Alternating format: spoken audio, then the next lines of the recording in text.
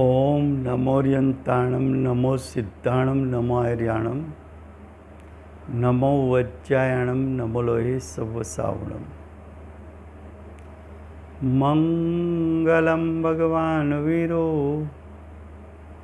मंगलम गौतमो गणी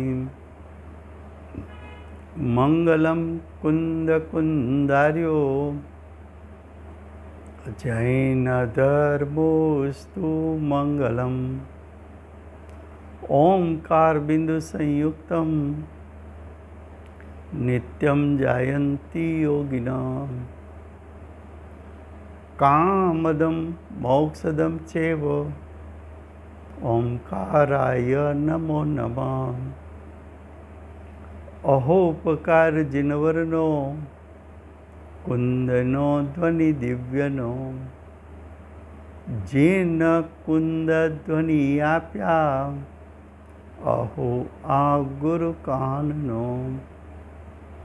तुझ ज्ञान ध्यान नो रंग अमया दर्श रहो ओ शिव पद तक तुझ संग माता हाथ करो।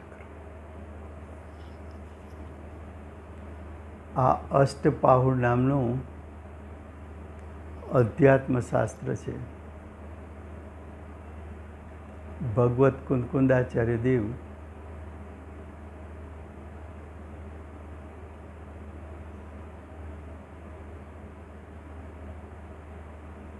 અષ્ટપાહુડમાં ત્રીજું પાહુડ ચારિત્ર પાહુડની રચના કરી છે। ચારિત્ર પાહુડમાં આચાર્ય ભગવાન પ્રતિજ્ઞામાં એમ કહે છે કે ચારિત્રની આરાધનાથી મોક્ષની પ્રાપ્તિ થાય છે। તો જે ચારિત્ર મોક્ષને પમાડે એને ચારિત્ર પાહુડમાં ચારિત્ર કહેવું છે।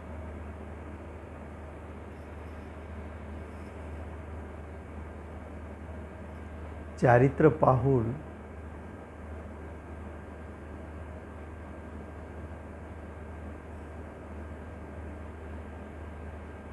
ચારિત્ર પાહુડ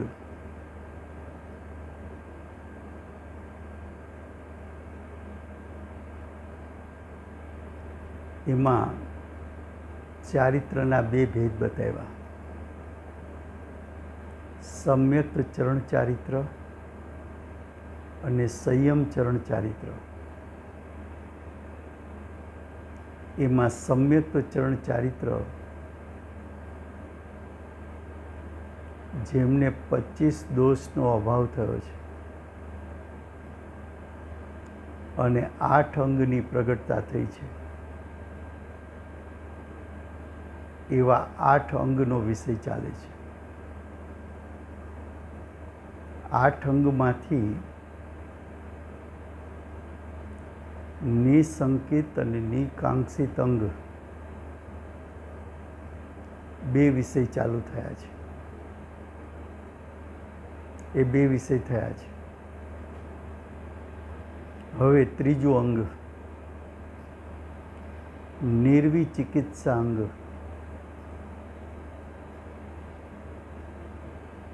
જ્ઞાનીના શરીરની મલિનતા જોઈને ધૃણા ઉત્પન્ન ન થવી,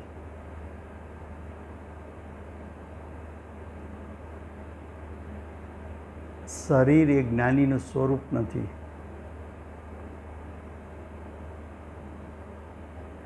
જ્ઞાનીનું સ્વરૂપ તારે જોવું હોય તો 6ઠે 7મે ગુણસ્થાને ઝૂલતા મુનિરાજ એની અંતરંગ વિતરાગ દશા છે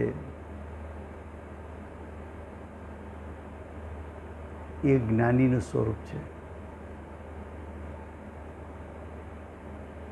પૂર્વ કર્મના ઉદયના કારણે જ્ઞાનીને કોઈ શરીરમાં રોગ આવે શરીરમાંથી લોહી કે પરુ ઝરતા હોય,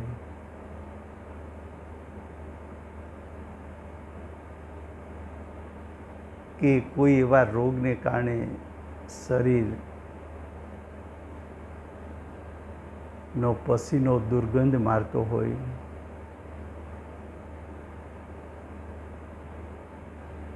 તો એ જોઈને સમ્યક દ્રષ્ટિ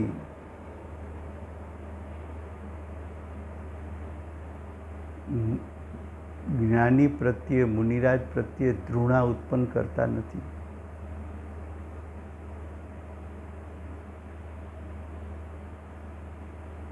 સમ્યક દ્રષ્ટિને મુનિરાજનો દેહ જોઈને જુગુપ્સા કે ગ્લાનિ ઉત્પન્ન થતા નથી. અશુકપણું લાગતું નથી.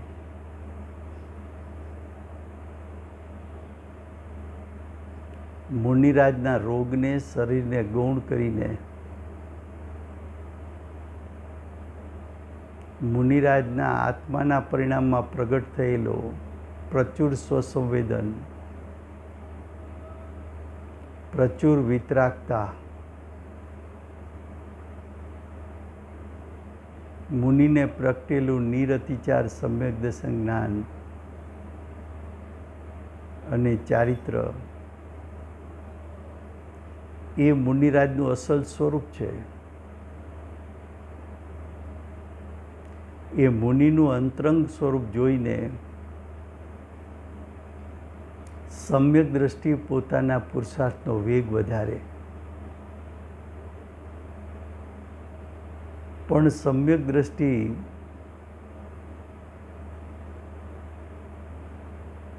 મુનિરાજનું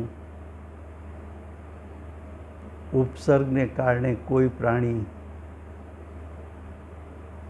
શરીરનો કોઈ ભાગ ખાઈ જાય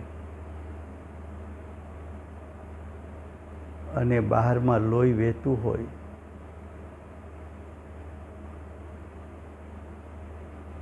તો મુનિરાજને ધૃણા થતી નથી. કોઈ એવા રોગ આવે, ગળદકોડ થાય, શરીરનું રૂપ જોઈ ન શકાય એવું લાગે, સમ્યક દ્રષ્ટિને ખ્યાલ છે મુનિરાજનો આત્મા અને શરીર બે પદાર્થ ભિન્ન છે. શરીરની સ્થિતિ એ પૂતગલની સ્થિતિ છે, પૂતગલના પરિણામ છે, અજીવના પરિણામ છે, અચેતનના પરિણામ છે.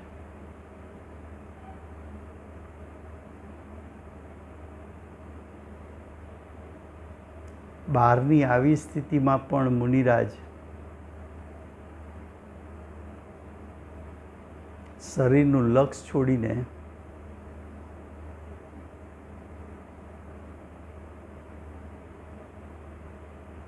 જ્ઞાયક સન્મુખ થઈને જ્ઞાયકમાં અંતર્લીન થઈને જ્ઞાયકમાં જમાવટ કરીને અતિન્દ્રિય જ્ઞાન અને અતિન્દ્રિય સુખની ઉત્પન્ન થયેલી ઘટાઘટી એના આસ્વાદમાં લીન થઈને એના આહ્લાદને માણનારા એવા મુનિના અંતરંગ પરિણામ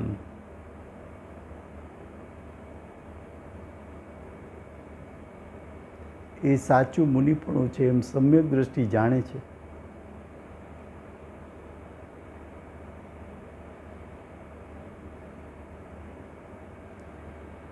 શરીર મુનિ માટે પરદ્રવ્ય છે. મુનિ માટે શરીર એના દ્રવ્ય ક્ષેત્ર કાળભાવ જુદા છે.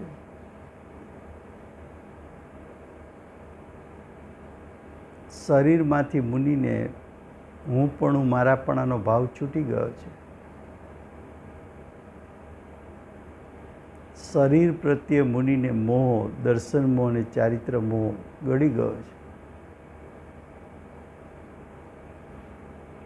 શરીર તો હજી આયુષ્કર્મ છે એટલે સાથે છે, પણ પોતાના મુનિના ભાવમાં તો એ ભિન્ન વર્તે છે.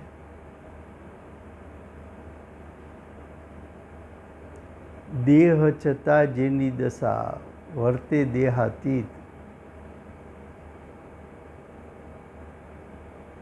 સમ્યક દ્રષ્ટિ મુનિનું આવું સ્વરૂપ વિચારીને શરીરની મલિનતાથી સમ્યક દ્રષ્ટિને ધૃણા ઉત્પન્ન થતી નથી, જુગુપ્સાનો ભાવ ઉત્પન્ન થતો નથી, ગ્લાનિ ઉત્પન્ન થતી નથી, એની સૂગ ચડતી નથી. એવા સમ્યક દ્રષ્ટિ નિર્વિચિકિત્સક ગુણના ધારક છે. શરીરની અપવિત્રતા જોઈને ગ્લાનિ કરી નહીં, ગ્લાનિ કરતા નથી. એવા સમ્યક દ્રષ્ટિને આવું નિર્વિચિકિત્સા અંગ પ્રાપ્ત હોય છે એમ કહે છે. હવે અમૂઢ દ્રષ્ટિ,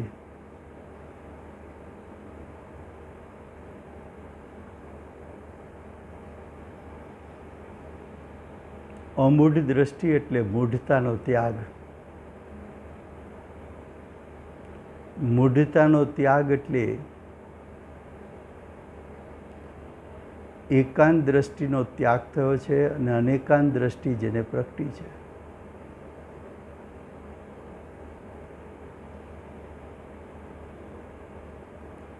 મૂઢ દ્રષ્ટિનો ત્યાગ એટલે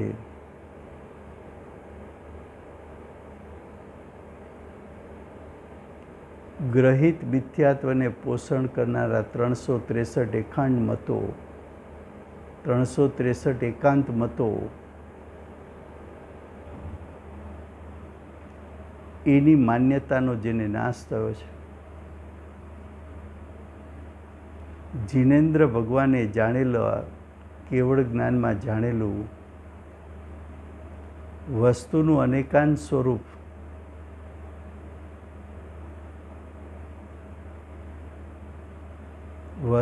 અનેકાંત સ્વરૂપ જ્ઞાનીને ભાવશ્રુત જ્ઞાન પ્રગટ થતાં પ્રગટી ગયું છે. અનુભૂતિના કાળે જ્ઞાનીને સમ્યક પ્રમાણ જ્ઞાન પ્રગટ થયું છે, યુગપદ જ્ઞાન પ્રગટ થયું છે, ભાવશ્રુત જ્ઞાન પ્રગટ થયું છે. એની દ્રષ્ટિ ખુલી ગઈ. કેમ ખુલી ગઈ? તો કે જ્ઞાનીની દ્રષ્ટિ અને ઉપયોગ જ્ઞાયક જે અનેકાંત સ્વરૂપ છે એ અનેકાંત સ્વરૂપ ઉપર દ્રષ્ટિ અને ઉપયોગ જેના વીંટળાઈ ગયા એના પરિણામમાં પણ એકાંત એટલે મૂઢ દ્રષ્ટિ નાશ થતા અમૂઢ દ્રષ્ટિ પ્રગટ થઈ છે.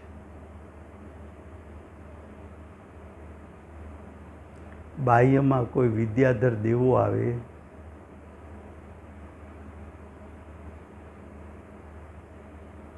અને તીર્થંકર પરમાત્માના ઉપદેશ કરતા અલગ પ્રકારનો મહિમા બતાવે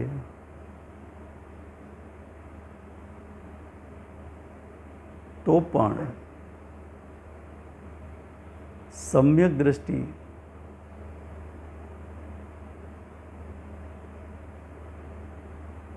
દ્રષ્ટિ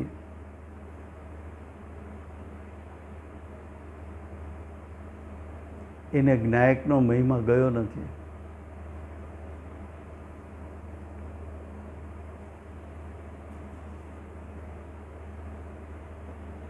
જ્ઞાયક અનેકાંત સ્વરૂપ છે,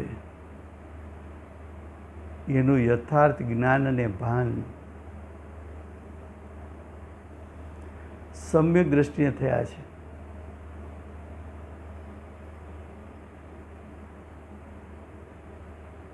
સાત તત્વ કે 9 પદાર્થમાં હે ઉપાદેય અને જ્ઞેય બુદ્ધિ જેની યથાર્થ છે,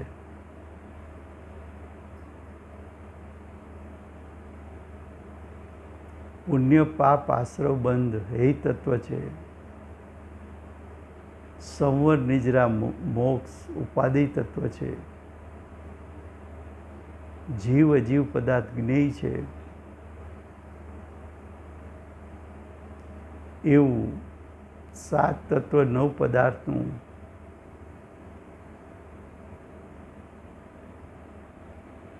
યથાર્થપણું જેને ભાસે છે,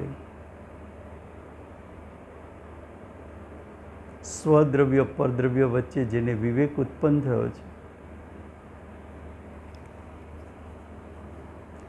એકાંત દ્રષ્ટિનો ને નાશ કરીને અનેકાંત દ્રષ્ટિ જેને પ્રગટ થઈ છે, કુદેવ કુગુરુ કુધર્મ અને સુદેવ સુગુરુ સુધર્મ એનો જેને વિવેક ઉત્પન્ન થયો છે, એવા સમ્યક દ્રષ્ટિ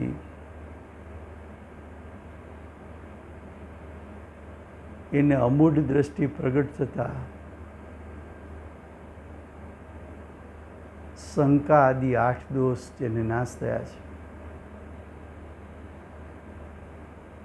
જેમનું સમ્યક દર્શન અતિચાર દોષ રહિત થયું છે,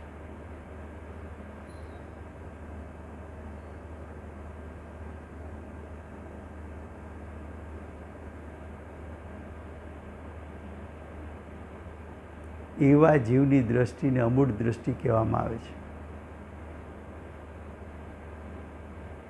હવે ઉપગુહન અંગ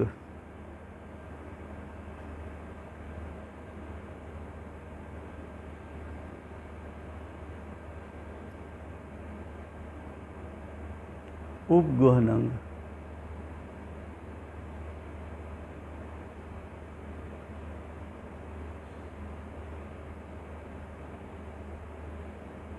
ઉપગુહન એટલે સાધર્મીઓના દોષને છુપાવવા અને પોતાના ગુણોને મોટા કરીને ન બતાવવા. શું કહ્યું?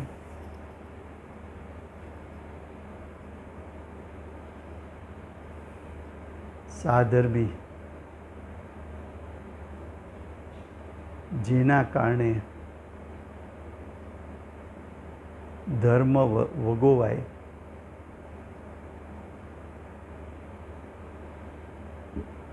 જેના કારણે ધર્મ પ્રત્યે અથવા સાધર્મી પ્રત્યે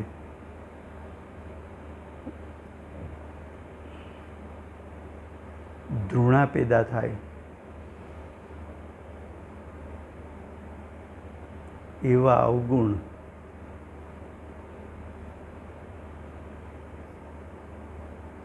એવા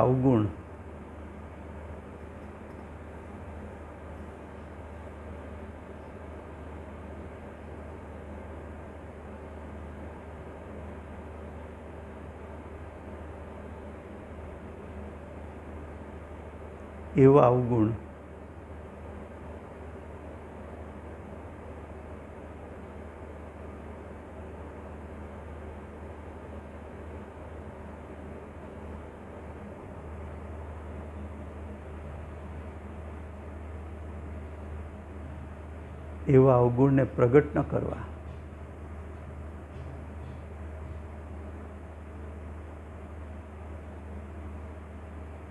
એવા અવગુણ ઢાંકવા.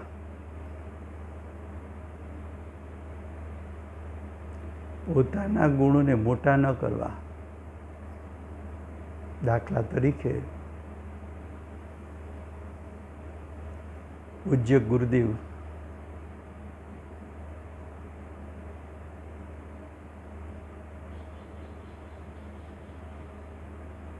એમને પરિવર્તન કર્યું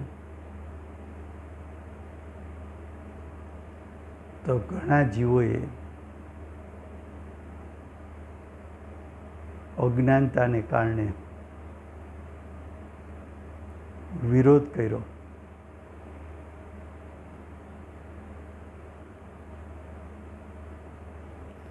વિરોધ કર્યો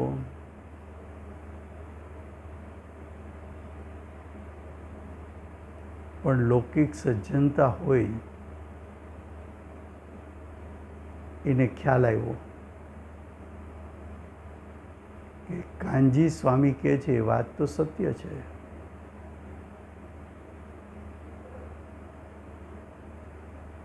તો સજ્જનતા ન ગુમાવી,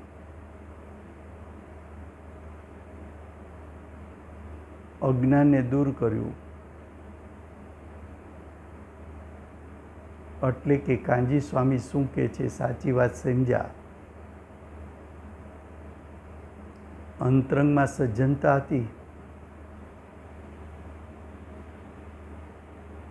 તો ગુરુદેવ પાસે ક્ષમા યાચના માટે આવે.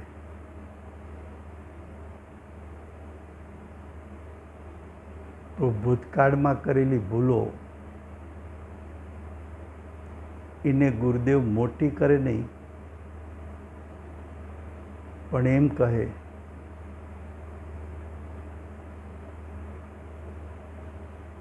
કહે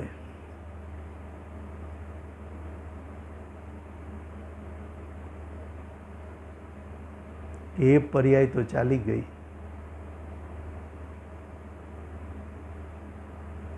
એના અવગુણને ઢાંકી દીધા.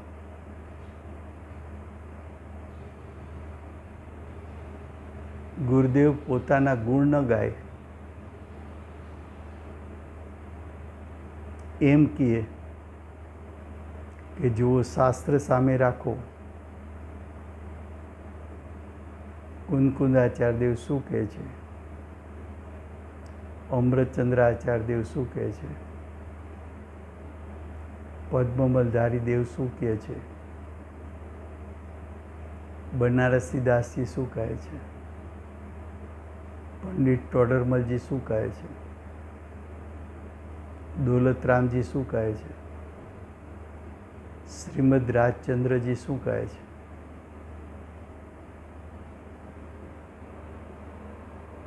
બીજા જ્ઞાનીઓને આગળ રાખે અને કહે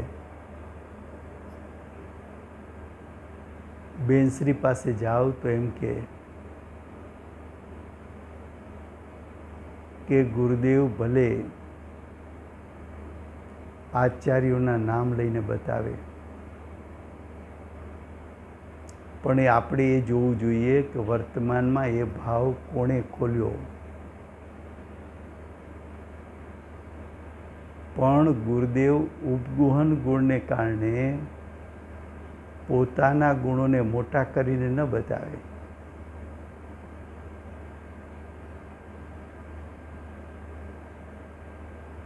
બેનશ્રી પાસે જાઓ તો પોતે નિરતિચાર સમ્યક દર્શન પ્રાપ્ત કર્યું હોવા છતાં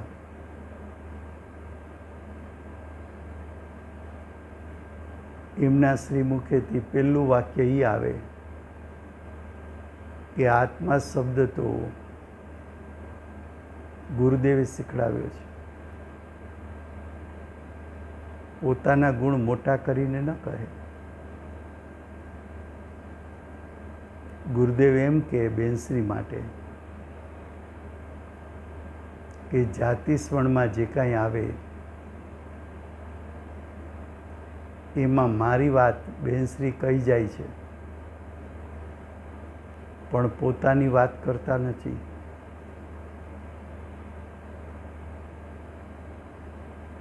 બેનશ્રી સમ્યક દ્રષ્ટિ છે,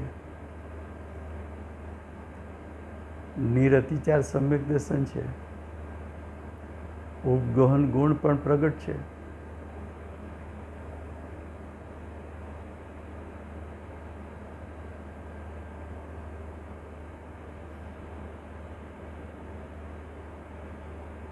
જીનેન્દ્ર ભગવાનના ભક્તો સમ્યક દ્રષ્ટિઓ એમ વિચારે કે હજુ તો અમારે શ્રાવકપણું, મુનિપણું, શ્રેણી આરોહણપણું, અર્યંત પદપણું પ્રગટ કરવાનું બાકી છે.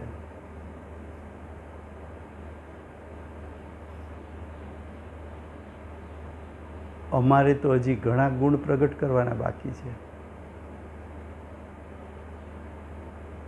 પણ પ્રગટ થયેલા ગુણો એની મોટાઈ ન બતાવે.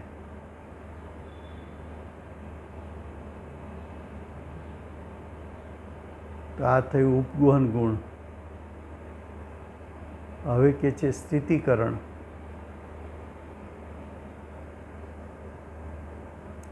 સ્થિતિકરણ કહેતા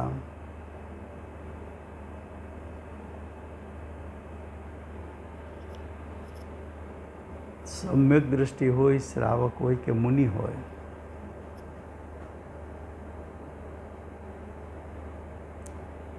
એ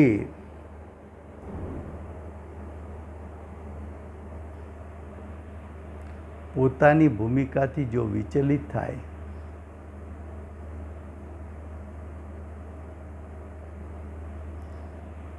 તો કાં અતિચાર દોષ ઉત્પન્ન થાય,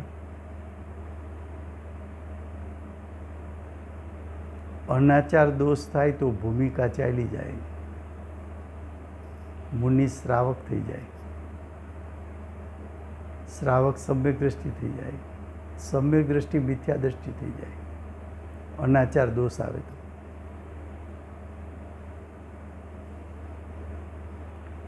અતિચાર કે અનાચાર દોષ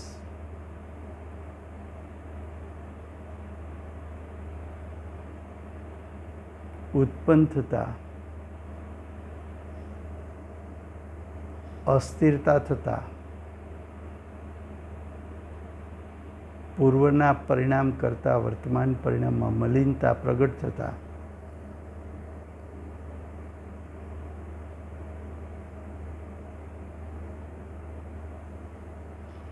જ્યાં એવી મલિનતા જોઈ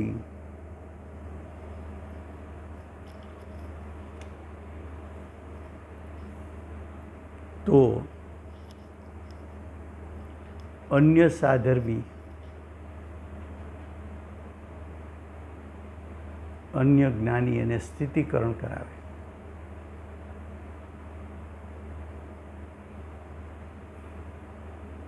પરિણામની વિચલિતતા જોતા માનો કે એક મુનિ વિચલિત થયા, એના પરિણામ બીજા મુનિના જ્ઞાનમાં આવ્યા.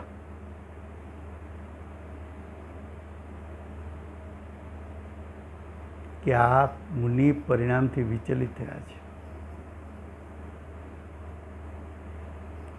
તો બીજા મુનિ એવો ઉપદેશ આપે કે એનો અતિચાર દોષ કે અનાચાર દોષ દૂર કરાવીને મૂળ સ્થિતિમાં લાવે.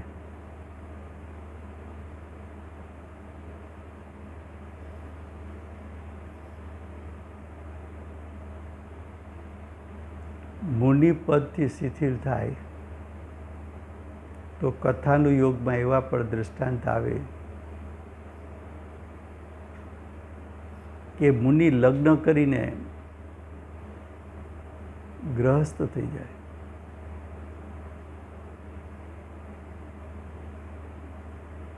બીજા મુનિઓની એના પ્રત્યે કરુણા આવે,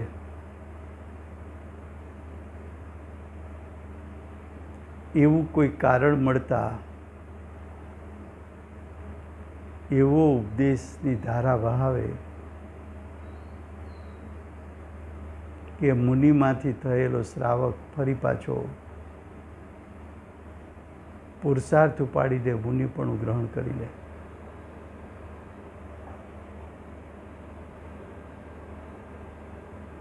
એને સ્થિતિકરણ કહેવામાં આવે છે.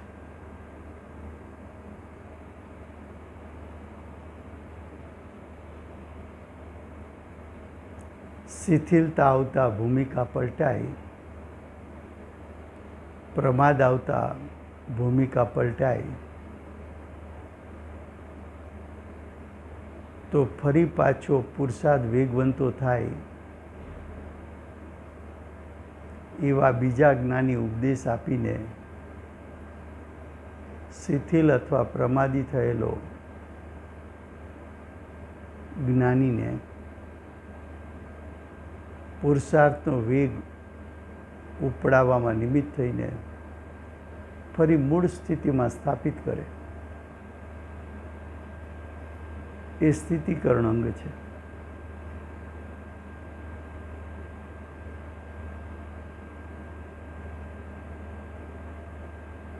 હવે કે છે વાત્સલ્ય અંગ.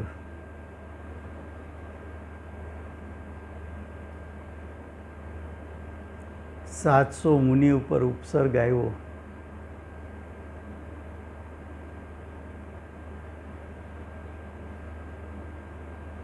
રાજાએ 700 મુનિના ઝુંડ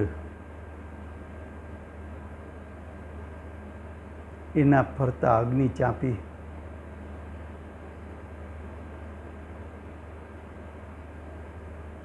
કોઈએ વિષ્ણુકુમાર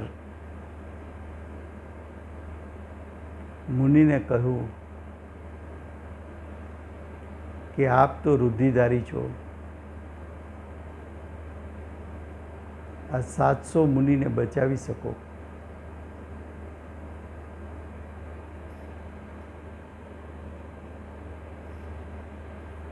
વિષ્ણુકુમાર મુનિ રુધિનો ઉપયોગ કરે તો મુનિ પણ ચાલ્યું જાય.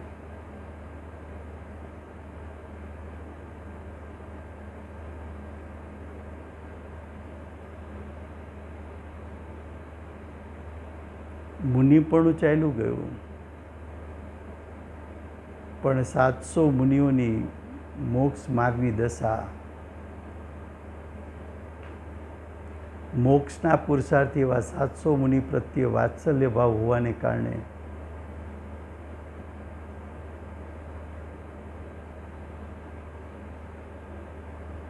વાત્સલ્ય કોને કહેવાય?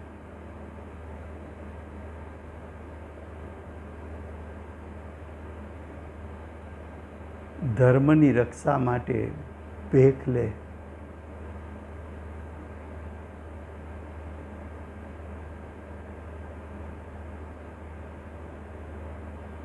તન મન ધનથી ધર્મની રક્ષા કરવાનો ભાવ હોય.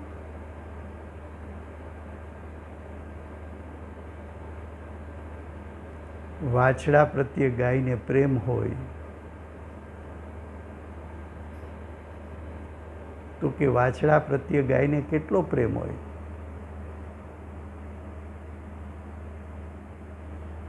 તો કે સિંહ વાછડાને મારી ખાવા આવે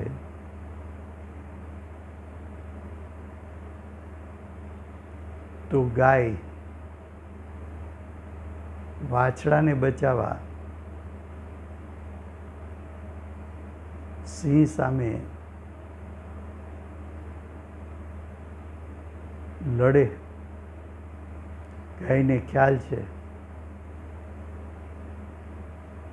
કે આ સિંહ વિકરાળ પ્રાણી છે, હું નહીં બચું.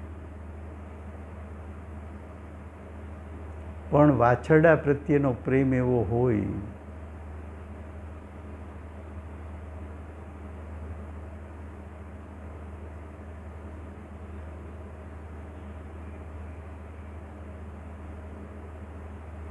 લડાઈ ચાલતી હોય, એક તરફ રામનું સૈન્ય હોય, બીજી બાજુ રાવણનું સૈન્ય હોય. સતી સીતા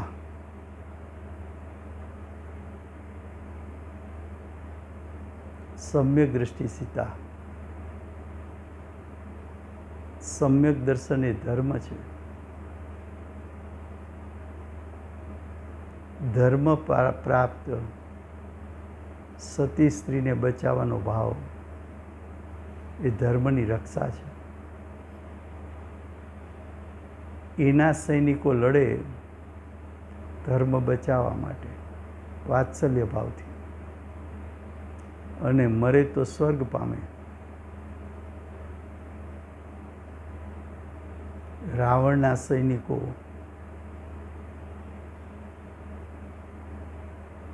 ધર્મની વિરાધના માટે લડે,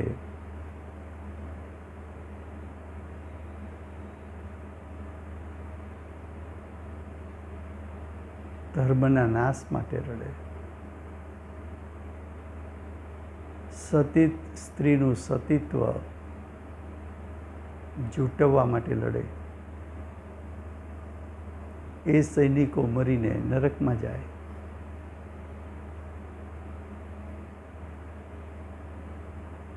સાચો મુમુક્ષુ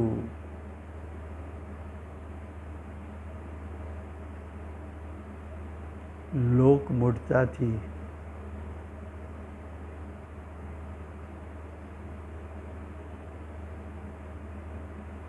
ધર્મની વિરાધના થતી હોય તો સાંખી ન શકે. ધર્મને બચાવવાનો પ્રયત્ન કરે. કાળ કદાચ એવો હોય, પંચમ કાળ,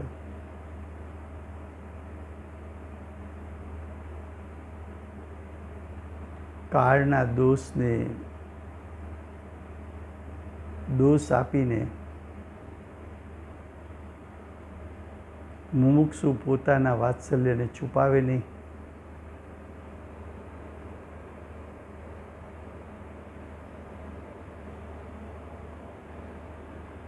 તો કે છે વાત્સલ્ય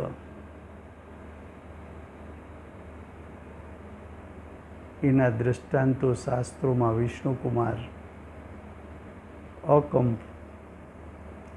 અકંપન આદિ મુનિઓના ઉપસર્ગનું નિવારણ કર્યું. દ્રષ્ટાંત છે શાસ્ત્રમાં.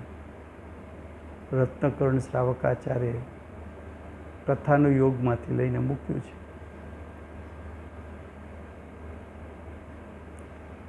હવે કે છે પ્રભાવના અંગ.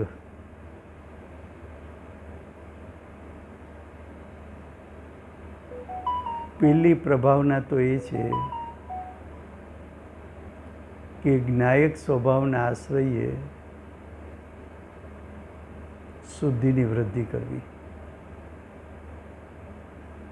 એ અંતરંગ પ્રભાવના છે. અને બાહ્ય પ્રભાવના ગુરુદેવ અને બેનશ્રીનું જીવન જોવું, જેમના નિમિત્તે સાચા ધર્મની સ્થાપના, એનો ઉમંગ, ઉત્સાહ, ઉલ્લાસ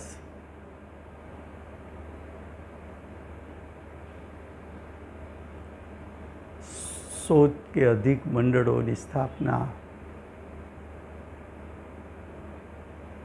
અનેક સ્વાધ્યાય મંદિરોના શિલાન્યાસ, જૈન મંદિરોના શિલાન્યાસ, સમોસરણ માનસસ્તંભ આદિના શિલાન્યાસ,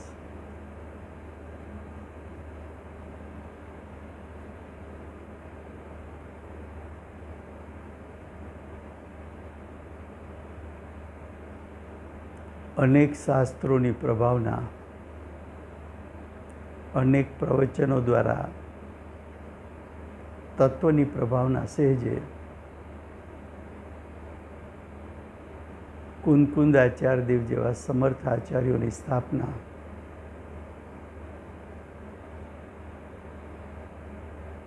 અનેક પ્રકારની જાત્રાઓ, લગભગ 250 જેટલા શાસ્ત્રોના પ્રકાશન, લાખો કરોડો શાસ્ત્રો છપાવા, મૂળ જ્ઞાનીઓને બહાર લાવવા, કુંદકુંદ આચાર્યદેવનું સ્વરૂપ, અમૃતચંદ્ર આચાર્યદેવનું સ્વરૂપ, પદ્મમલધારી દેવ, ઉમાસ્વામી, કાર્તિકેય સ્વામી,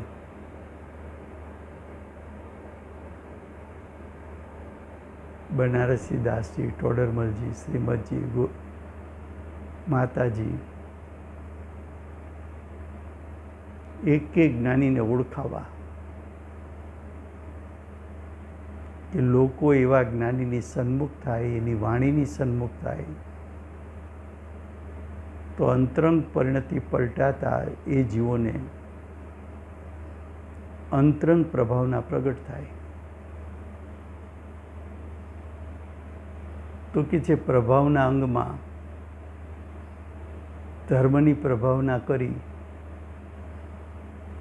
આ પ્રમાણે 8 અંગ પ્રગટ હોતા સમ્યક ચરણ ચારિત્ર હોય છે. જેમ શરીરમાં હાથ પગ છે તેમ આ સમ્યક્ત્વના 8 અંગ છે. આ ન હોય તો વિકલાંગ કહેવાય છે. તો અહીંયા ગાથા 7 પૂર્ણ થઈ. 8મી ગાથાથી વિષય નેક્સ્ટ સ્વાધ્યાયમાં આવશે.